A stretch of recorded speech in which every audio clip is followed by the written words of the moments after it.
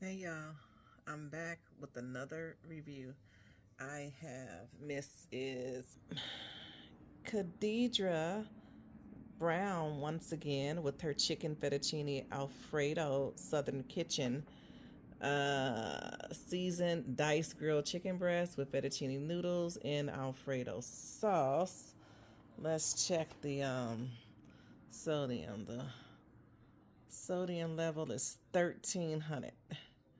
Anyway, put it in my microwave. It goes in the microwave for I don't know, 4 minutes or so.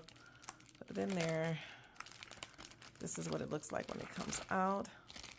I haven't tried it yet, but anyway, this is what it looks like. Let me see. Camera smaller, yeah. This it looks like when it comes out. Anyway, let's try this. Let's see what this tastes like. It's Southern fettuccine. I'm a fettuccine chick. I like fettuccine. Let's see what it's hitting on. Miss Khadidra from the Food Network channel. Tried a couple of her other dishes. Some were good, some weren't. All right. It's a little hot. Here it is, looking like that. Let's see. It smells, what the hell? It smells pretty, it smells okay.